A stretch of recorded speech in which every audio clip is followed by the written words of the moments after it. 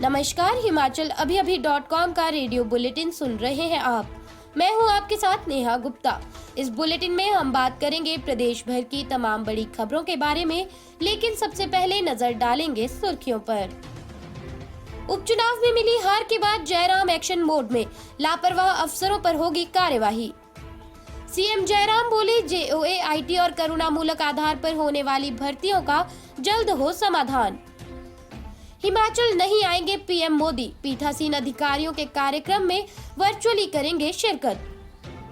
जंगल से मिले 5 साल के मासूम के अवशेष, दिवाली की रात उठा ले गया था तेंदुआ। हमीरपुर में अनुराग ठाकुर के काफिले में शामिल गाड़ियां दुर्घटनाग्रस्त, 2 कर्मी घायल। कौल सिंह ठाकुर बोले, कांग्रेस पार्टी केंद्र सरकार से संविधान में स्वर्ण आयोग के गठन की करेगी पैरवी। 5 दिनों तक मौसम रहेगा साफ, केलोंग का न्यूनतम तापमान -3.2 डिग्री सेल्सियस।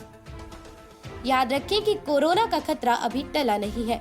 हमारा आप सभी से आग्रह है कि एहतियात बरतें और सुरक्षा के 3 उपायों का पालन करें। मास्क पहने, सोशल डिस्टेंसिंग का पालन करें और समय समय पर अपने हाथ साबुन और पानी से धोते रहें। देश भर में कोविड टीकाकरण अभियान चलाया जा रहा है। अपनी बारी आने पर कोरोना का टीका अवश्य लगवाएं। अब समाचार विस्तार से। आपके स्वास्थ्य का प्रहरी, श्री बालाजी हॉस्पिटल, कांगड़ा, हिमाचल। हिमाचल प्रदेश उपचुनाव में बीजेपी की 4 सीटों पर हार के बाद सीएम जयराम ठाकुर शनिवार को एक्शन मोड में नजर आए। सीएम जयराम ठाकुर ने कहा कि सरकार विकास परियोजनाओं के कार्य में ढिलाई बर्दाश्त नहीं करेगी और दोषी अधिकारियों पर कड़ी कार्यवाही करने में भी संकोच नहीं किया जाएगा। ये बात सीएम जयराम ने शनिवार को शिमला में राज्य सरकार के प्रशासनिक सचिवों के साथ हुई बैठक की अध्यक्षता करते हुए कही।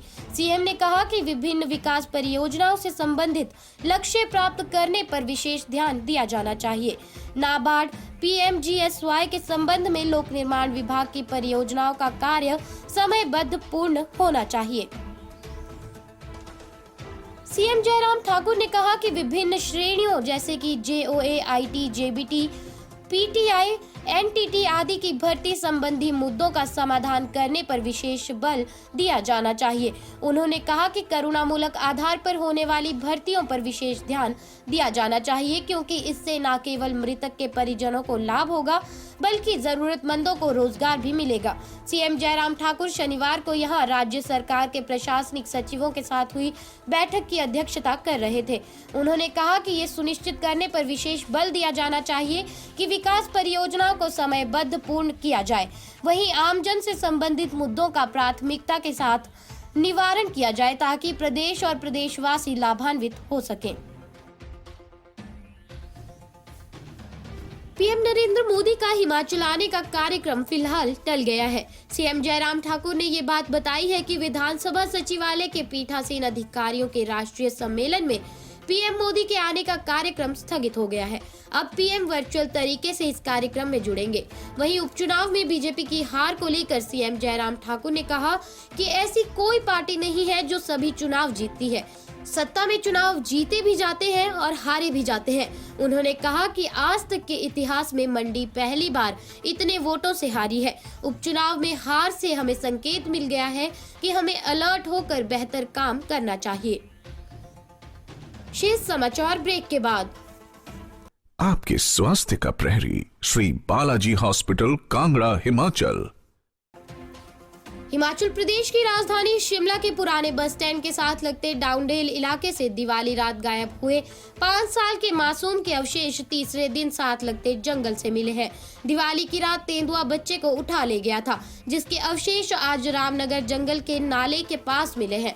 हालांकि पुलिस के अनुसार फोरेंसिक विशेषज्ञ की पोस्टमार्टम रिपोर्ट के बाद ही इस बात पर स्थिति स्पष्ट हो पाएगी कि क्या सभी अवशेष गायब बच्चे के हैं या फिर किसी और के। योगराज पुत्र केदारनाथ डाउनडेल में मंदिर के पास बने एक कच्चे मकान में परिवार के साथ रहता था। गुरुवार रात 8 बजे योगराज पड़ोसी के एक बच्चे के साथ घर के आंगन में खेल रहा था। दोनों फुलझड़ियां जला रहे थे कि अचानक से किसी ने बच्चे को उठा लिया और तभी से योगराज गायब था। केंद्रीय मंत्री अनुराग ठाकुर के काफिले में शामिल 3 गाड़ियां हादसे की शिकार हुई हैं। इस हादसे में 2 सुरक्षा कर्मियों के घायल होने की सूचना है।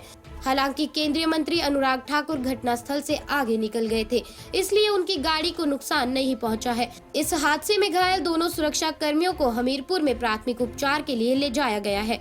केंद्रीय मंत्री अनुराग ठाकुर अपने घर समीरपुर से वापस दिल्ली जाने के लिए कांगड़ा एयरपोर्ट के लिए रवाना हो रहे थे।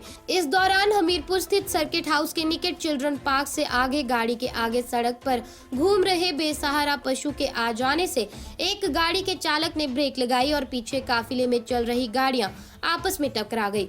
गाड़ियों के टकराने से वाहन चालकों सहित 2 पुलिस जवानों को चोटें आई हैं। केंद्रीय मंत्री व स्टाफ सहित उनकी गाड़ी पूरी तरह से सुरक्षित है।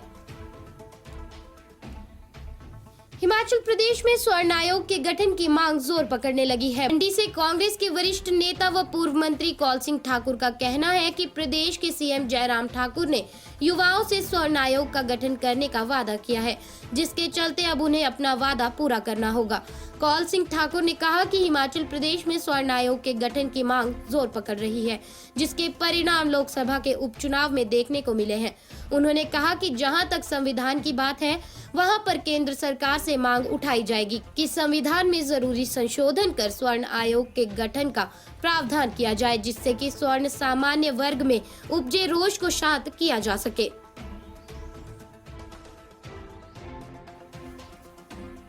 हिमाचल प्रदेश में 5 दिनों तक मौसम साफ रहने का पूर्वानुमान है। मौसम विज्ञान केंद्र शिमला के अनुसार प्रदेश के सभी भागों में 6 से 10 नवंबर तक मौसम साफ रहेगा। न्यूनतम तापमान में कमी आने से सुबह और शाम के समय मौसम में ठंडक बढ़ गई है। वहीं शनिवार सुबह से राजधानी शिमला समेत अन्य भागों में धूप खिली हुई है। शिमला का न्यूनतम तापमान 2.6, सुंदरनगर का 5.4, भुंतर का 4.9, कल्पा का 0.8, धर्मशाला का 10.6, ऊना का 9.4, नाहन का 14.3, केलंग का -3.2, पालमपुर का 8.5, सोलन का 6.1, मनाली का 3.0, कांगड़ा का 9.8, मंडी का 7.2, बिलासपुर का 9, हमीरपुर का 7.8, चंबा का 7, डलहौजी का 8.8, कुफरी का 7, जुब्बरहट्टी 12 और पांवटा साहिब में 16.0 डिग्री सेल्सियस तापमान दर्ज किया गया है।